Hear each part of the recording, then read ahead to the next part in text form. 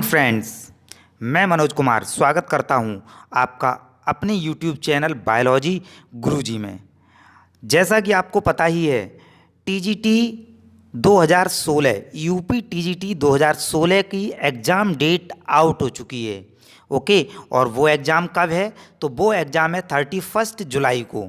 Okay, तो आप ध्यान दीजिएगा, आज है 1 जुलाई, मीन्स पूरे 30 दिन हमारे पास हैं।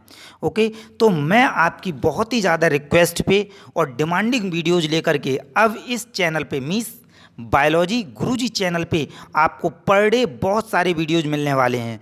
आप इसको सब्सक्राइब करो और रिवाइज करो, लगातार रिवीजन करो, इससे अच्छा मौका फिर नहीं मिलेगा आपको।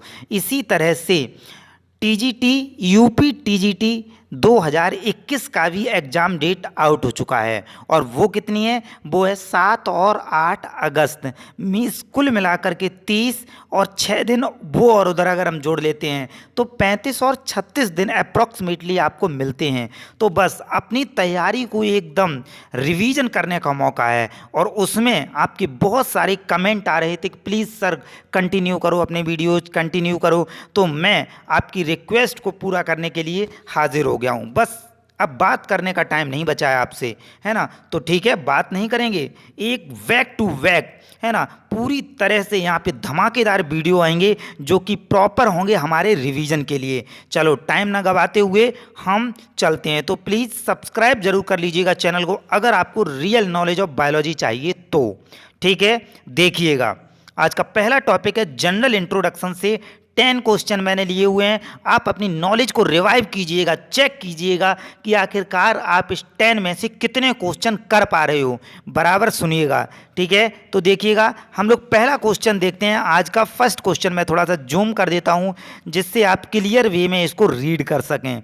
ओके, तो देखिएगा, आज का पहला क्वेश्चन जो है बिल्कुल ये एनसीईआरटी कॉर्नर से है और 100% एनसीईआरटी का क्वेश्चन ये है। देखिएगा, करेक्टरिस्टिक्स ऑफ ग्रोथ, ग्रोथ के करेक्टरिस्टिक्स क्या होते हैं? Increase in mass, increase in number of individuals, both A and B are twin characteristics of growth, and option D is none of the above. आप सोचिएगा अपना आंसर क्या है, तब तक मैं आपको बता रहा हूं। देखिएगा, यहाँ पे both A and B are twin characters of growth, means option C जो है ये राइट आंसर हो जाएगा। ध्यान से सुनिएगा, ग्रोथ के दो करेक्टरिस्टिक्स हैं। एक पहला करेक्टरिस्टिक्स क्या है? इंक्रीज इन मास, और दूसरा करेक्टरिस्टिक्स है increase in number of cells और इंडिविजुअल्स। ओके, तो यहाँ पे जैसे वन सेल है, इसके अगर एक से दो सेल बन गई तो हम कह सकते हैं अगर ये यूनिसेलुलर ऑर्गेनिज्म है या यूनिसेलुलर ऑर्गेनिजम्स है तो ये दो ऑर्गेनिजम्स हो गए, means increase in individuals, number of individuals हो गया। तो कुल मिलाकर के इसका फर्स्ट का ऑप्शन सी जो है वो राइट आंसर हो जाएगा। नेक्स्ट देखिएगा, next question is in plant growth occurs, plant में ग्रोथ होती है continuously through out their life span. यहाँ पे लाइफ स्पैन हो जाएगा, आप बस अपने में नोट कर लीजिएगा, लाइफ स्पैन हो जाएगा। Okay, life span only up to a certain stage, एक सर्टेन एज तक होती है, या फिर बोथ ए एंड वी दोनों में होती है, या फिर नन ऑफ दीज। तो देखिएगा, प्लांट की बात हो रही है, एनिमल की बात नहीं हो रही है यहाँ पे अगर प्लांट की बात हो रही है तो continuously through out their life span, means option A जो है वो इसका राइट आंसर हो जाता है। चलो हम थोड़ा सा और ऑप्शन के थ्रू देखते हो। अगर only up to a certain stage तक होती तो ये एनिमल का करेक्टरिस्टिक्स होता। किसका करेक्टरिस्टिक्स हो जाता? एनिमल का। ओके, तो यहाँ पे बोथ वाला जो है वो नहीं होगा क्योंकि हमने यहाँ पे एनिमल का नहीं, ओनली प्लांट का पूछा गया, इसलिए ऑप्शन 2 का ए जो है वो राइट हो जाएगा। नेक्स्ट क्वेश्चन को देखते हैं। विच ऑफ द फॉलोइंग, सॉरी थोड़ा सा नीचे करते हैं हम इसको, आप इसको रीड कर सकें। विच of the following is defining features of all organisms without exception. Okay, तो कोई भी एक्सेप्शनल केस ना हो, क्यों यहाँ पे ऐसी क्यों बात की गई है, बहुत अच्छे से मैं समझाऊंगा, बस आप सुनते रहिएगा और समझते रहिएगा। देखिएगा, एनसीईआरटी की बात हो रही है, एनसीईआरटी 11th क्लास की एनसीईआरटी के फर्स्ट पेज पे ही, है ना, फर्स्ट पेज पे ये चीज़ें दी गई हैं कि जो लिविंग और नॉन लिविंग के बीच में प्रॉपर डिफरेंसेस हैं, उनमें से बिना एक्सेप्शन के क्या है। जैसे ग्रोथ की अगर हम बात कर दें तो ग्रोथ जो है वो 2 टाइप्स होती है, इंटरनली ग्रोथ और एक्सटर्नली ग्रोथ। जो लिविंग ऑर्गेनिजम्स होते हैं उनमें हमेशा इंटरनली ग्रोथ होती है, उनकी ग्रोथ अंदर से होती है ना। हम मोटे होते हैं तो अंदर से मोटे होते हैं, ऐसा थोड़ी ऊपर से कुछ भी चिपका लिया या ऊपर से सेल लगती चली जा रही हैं, ऐसा कुछ नहीं होता है, ओके ना। तो यहाँ पे इंटरनल ग्रोथ जो होती है वो लिविंग बीइंग में होती है और एक्सटर्नल ग्रोथ नॉन लिविंग में होती है। जैसे लेकिन यहाँ पे ग्रोथ की बात की गई है तो सैंड माउंट्स हो गया, बोल्डर्स हो गया, आप देखते हो ना रेगिस्तान में मिट्टी के टीले या मिट्टी के, है ना, रेत के टीले बनते रहते हैं, बिगड़ते रहते हैं, सुबह कैसे भी होते हैं, शाम को कैसे भी, तो उनमें भी तो ग्रोथ हो रही है वो, तो क्या हम उसको लिविंग बोल सकते हैं? बिल्कुल नहीं, वो क्या है, उसका एक्सेप्शनल केस है। नेक्स्ट देखिएगा, रिप्रोडक्शन। रिप्रोडक्शन को क्यों नहीं माना गया है? तो रिप्रोडक्शन भी एक लिविंग बीइंग का 100% क्राइटेरिया नहीं है, इसका भी एक्सेप्शनल केस है। कैसे है? चलो एक एग्जाम्पल देता है हम म्यूल का। म्यूल आप जानते होगे खच्चर को बोलते हैं। इसका प्रोडक्शन जो होता है या ये पैदा कैसे होता है, बनते कैसे हैं, तो ये हॉर्स और डंकी के क्रॉस करने से इनमें सेक्सुअल रिप्रोडक्शन हो जाता है, इसकी वजह से ये production.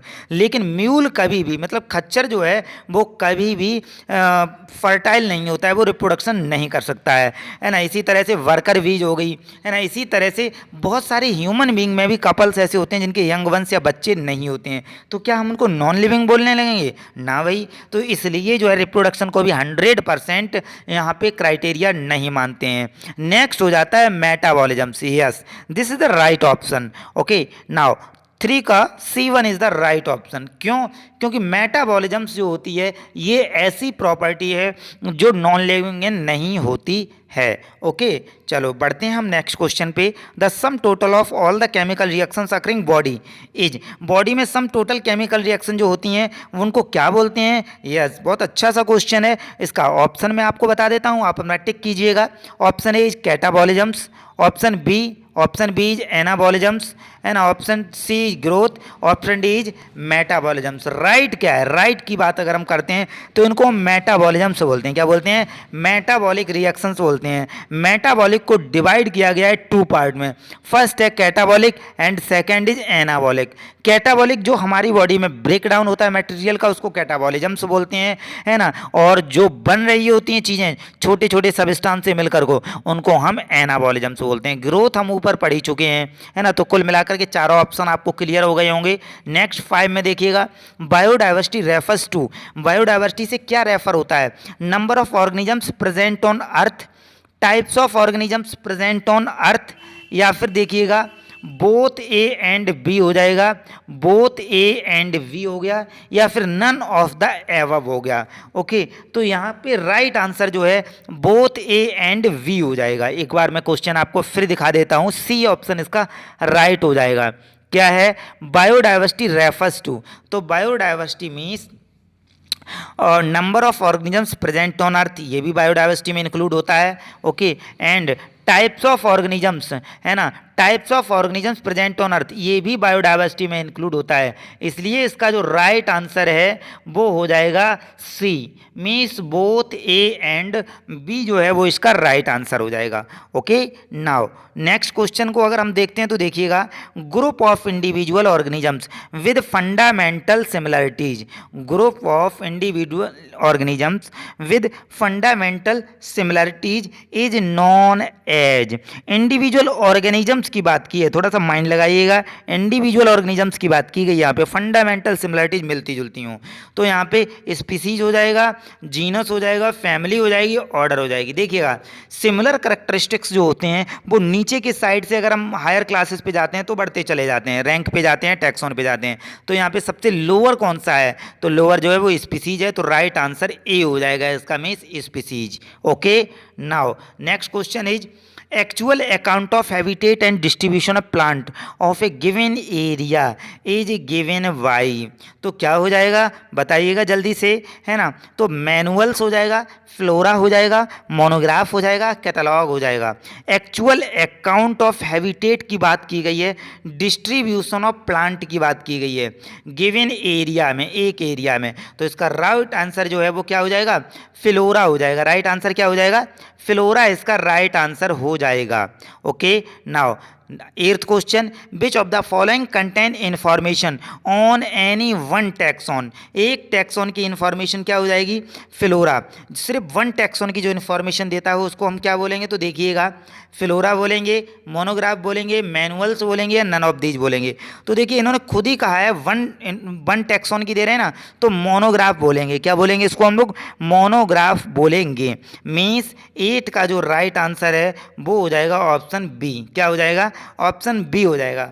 Who used Systema Naturae as a title of his publication, who used Systema Naturae, Systema Naturae as a title of publication की अगर हम बात करते हैं तो Ernst Mayr, Linnaeus, Lamarck and Darwin. तो सिस्टेमा नेचुरी की एक ट्रिक देखिएगा यहाँ पे लिखी हुई है मैंने, ठीक है ना। SNL में सिस्टेमा नेचुरी किसने लिखी, लीनियस ने। आप भी इस तरह से ट्रिक बना सकते हैं अपने माइंड में कोई भी, SNL मतलब सिस्टेमा नेचुरी लिखी हुई है लीनियस ने। नाउ लास्ट क्वेश्चन इस वीडियो का, who is called the Darwin of the 20th century, most important question और last one, this is Ernst Mayr. कौन हो जाएंगे ये, अर्नस्ट मेयर हो जाएंगे, जो Darwin of the 20th century बोले जाते हैं। देखिएगा लिनियस आप जानते ही हैं, father of taxonomy, Aristotle father of biology and zoology and Theophrastus father of botany. तो उम्मीद करता हूं ये वीडियो आपको 10 क्वेश्चन का बहुत ही मज़ेदार लगा होगा, और ऐसे ही बहुत सारी वीडियो में आपकी यूपी टीजीटी पीजीटी बायोलॉजी के लिए प्रिपरेशन कराने के लिए तत्पर हूं, आ गया हूं, पूरी तरह से बैक कर चुका हूं मैं, ठीक है ना। और रिदम मेंटेन करके रखिएगा, लगे रहिएगा, चैनल को सब्सक्राइबर बस बढ़ाते रहिएगा, शेयर जरूर करते रहिएगा, कमेंट कीजिएगा किस टॉपिक के वीडियो आपको ज़्यादातर चाहिए, मैं जल्दी से जल्दी उस टॉपिक की वीडियो आपको प्रोवाइड कराऊं। मिलते हैं अगले वीडियो में बहुत ही जल्द, लगे रहिएगा जॉब करने के लिए, 100% एक सीट आपकी होगी। नमस्कार।